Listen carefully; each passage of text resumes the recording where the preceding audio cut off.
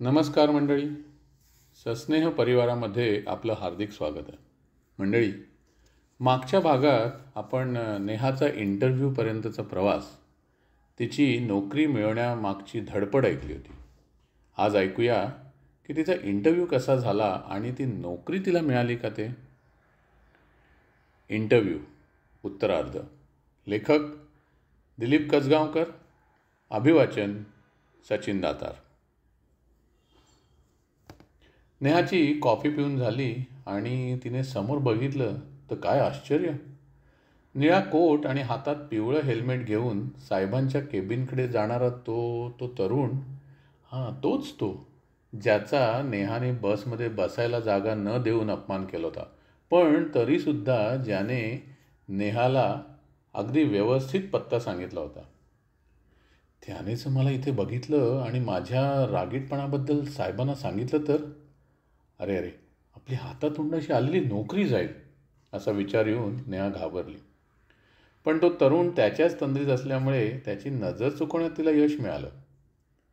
निळा कोट आणि ते हातातलं हेल्मेट बघितल्यावर तिला क्षणभर वाटलं की हा बहुतेक इथे सुपरवायझर म्हणून असावा. आणि मी जर इथे ऑफिसर म्हणून रुजू झाले तर कदाचित हा माझ्या हाताखालीच काम करेल. मी केबिनमध्ये बसेन आणि हा सारखा माझ्यासमोर उभा राहील, न रागवता मॅम मॅम असं करेल. नेहा दिवास्वप्नात रमली असतानाच साहेबांच्या सेक्रेटरीने नेहाला सांगितलं, मॅडम, साहेबांनी बोलवलं आपल्याला. केबिनचा दरवाजा हळुवारपणे वाजून नेहाने विचारलं, sir may I come in?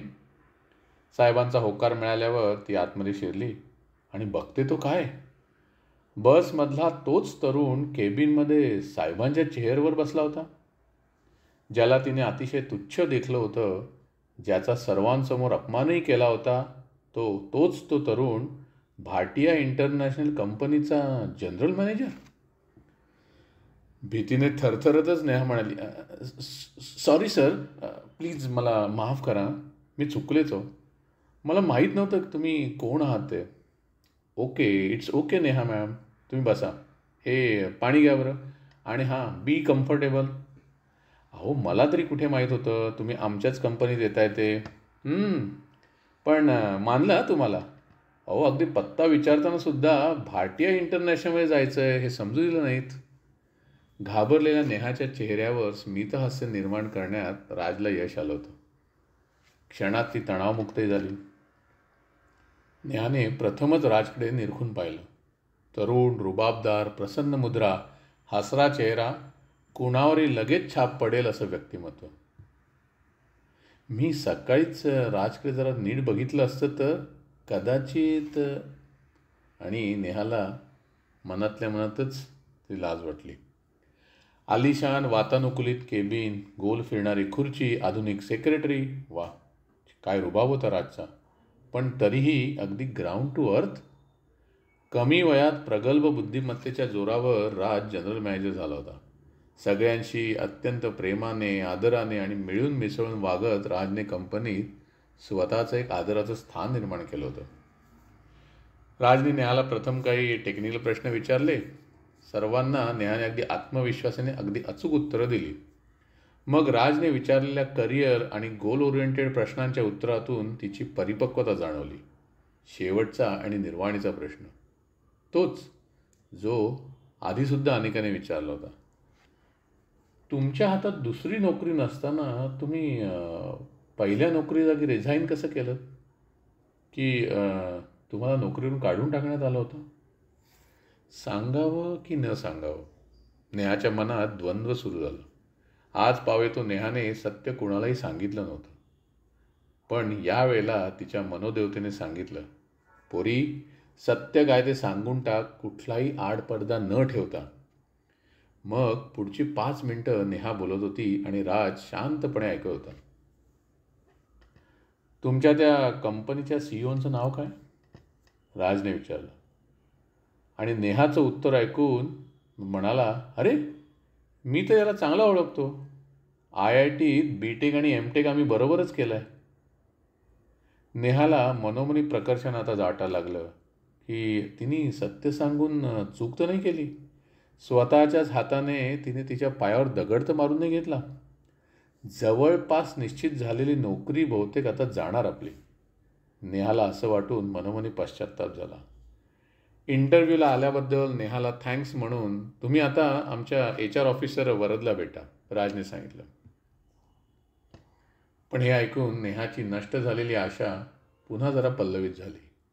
असं आणि ती नेहा वरदच्या केबिनमध्ये दाखल झाली.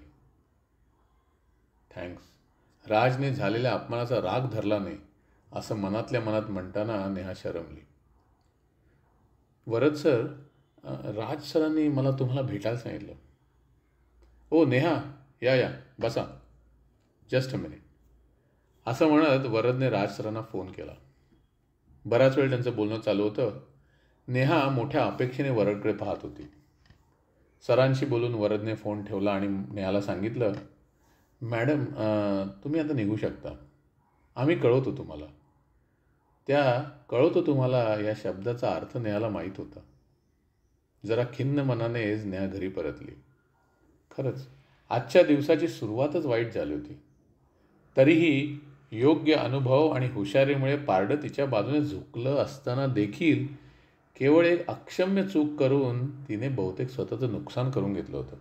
घरात शिरताच आईने विचारलं, अरे नेहा, मिळाली का गं ऑफर? नाही आई, नाही मिळाली ऑफर. असं म्हणताना नेहाचा आवाज अगदी रडवेला झाला होता. अगं नेहा, अगं पण तूच सांगितलंस ना की फायनल इंटरव्ह्यूला तू एकटीच आहेस म्हणून.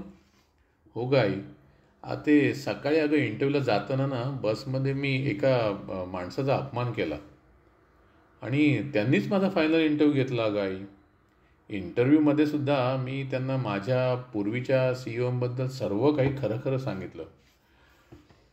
पण ते CEO त्यांचे वर्गमित्र निघाले. मग तूच सांग कशी बरं मिळेल मला ऑफर? नेहा, मी सांगते तुला की इतका राग आणि पटकन चिडणं मुलीच्या जातीला योग्य नाही गं. ए आई, पुरे करा तुझं लेक्चर आता प्लीज, नेहा वैतागून म्हणाली. नेहाने सांगितलेलं ऐकून आईबाबा देखील उदास झाले. पण त्यांनी नेहाला कसाबसा धीर दिलाच. आईबाबांची नजर चुकवण्याची युक्ती नेहाला सापडली. आई, बाबा मी आले जा, जरा आपल्याला चहा करून आणते, असं म्हणून ती किचनमध्ये निघून गेली. 3 कप चहा केला तिने आणि चहा कपात ओतणार तोच नेहाला दार वाजल्याचं जाणवलं. दरवाजा उघडला तर बाहेर एक तेजस्वी साधू महाराज उभे होते. नेहा पटकन घरात आली. पर्समधून 10 रुपये काढून तिने साधू महाराजांच्या हातावर दिले. बेटी, मला पैसे नको आहेत, मला फक्त चहा दे, साधू महाराज म्हणाले. पांढऱ्या शुभ्र कपात नेहाने साधू महाराजांना चहा दिला. तिच्या डोक्यावर हात ठेवत महाराज म्हणाले, देव तुझं भलं करेल हो. नेहा आश्चर्यचकित झाली. आईबाबांचे कप भरल्यानंतरही भांड्यात चहा कसा बरं शिल्लक होता? बरं, नेहाचा कपही पूर्णपणे भरला होता. चहा पिताना कोणीच एकमेकांशी काहीच बोललं नाही. चहाचे रिकामे कप नेहाने किचनमध्ये नेले तेवढ्यात तिचा फोन वाजला. फोन HR ऑफिसर वरदचा होता. नेहा, सॉरी पण तुमचं प्लॅनिंग ऑफिसरच्या जागेसाठी सिलेक्शन नाही झालं आहे. हो सर, पण माझा इंटरव्ह्यू तर खूप चांगला झाला होता. काहीतरी बोलायचं म्हणून ती म्हणाली. येस, पण प्लॅनिंग ऑफिसरच्या जागेसाठी असलेल्या आमच्या सॅलरीच्या बजेटपेक्षा तुमची अपेक्षा जास्त आहे. त्यामुळे राज सर म्हणालेत की तुम्हाला या जागेसाठी घेता येणार नाही. वरद सर, प्लीज तुम्ही राज सरांशी बोलून बघा ना एकदा. अहो, मला नोकरीची खूप गरज आहे. तुमचं जे सॅलरी पॅकेज असेल ते मला घ्यायला मी रेडी आहे, आनंदाने तयार आहे, नेहा म्हणली.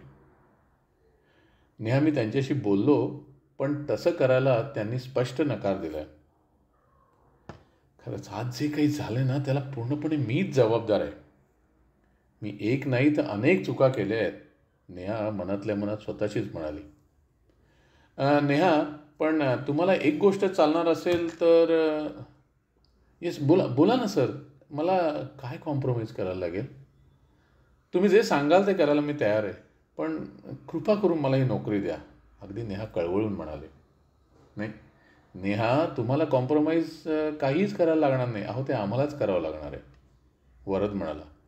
अहो, तुमची पगाराची अपेक्षा मॅच करण्यासाठी आम्ही तुम्हाला प्लॅनिंग ऑफिसर म्हणून नाही घेत आहोत, तर प्लॅनिंग मॅनेजर म्हणून घेत आहोत. वरदने आता गौप्यस्फोट केला. हा नेहा, पण एक गोष्ट मात्र तुम्हाला करावी लागेल. येस सर, प्लीज प्लीज संकोच करू नका. काय हवं ते स्पष्टपणे सांगा. मला तुमच्या घराचं लोकेशन पाठवा, वरद म्हणाला. वरद सर, मी आईबाबांबरोबर राहते. तुम्ही घरी येण्यापेक्षा मलाच सांगा ना मी कुठे यायचं ते. नेहा, तुम्हाला उद्यापासूनच ऑफिस जॉईन करावं लागेल. उद्या सकाळी बरोबर 8 वाजता कंपनीची गाडी तुम्हाला घ्यायला आहे. अहो, ड्रायव्हरला देण्यासाठी मला लोकेशन हवं आहे. देताय ना? ओ ओ येस सर. का का का नाही देणार? आत्ता लगेच पाठवते सर. नेहा अगदी आनंदाने म्हणाली. वरदकडून जे ऐकलं त्यावर नेहाचा विश्वासच बसत नव्हता. जे काही होत होतं ते अगदी स्वप्नवत होतं. वरद आणि राज सरांचे मनापासून आभार मानत नेहाने फोन ठेवला आणि आनंदाची बातमी आईबाबांना सांगायला ती आत पळणार तोच दरवाजा वाजला. नेहाने दरवाजा उघडला, पण बाहेर कोणीच नव्हतं. पण तिला स्पष्ट शब्द ऐकू आले, बेटी, देव तुझं भलं करो. नेहाने त्या अदृश्य शक्तीला मनापासून नमस्कार केला आणि ही अनपेक्षित गोड बातमी आईबाबांना सांगण्यासाठी ती आत पळाली. काय मंडळी, कसा वाटला कथेचा उत्तरार्ध? आवडला ना? अभिप्रायांमध्ये नक्की कळवा. बरं, आजचं अभिवाचन आणि सस्नेह चॅनल लाईक करा, शेअर करा आणि सबस्क्राईबसुद्धा करायला सांगा. यूट्यूब आणि स्पॉटिफायवर सुद्धा. धन्यवाद.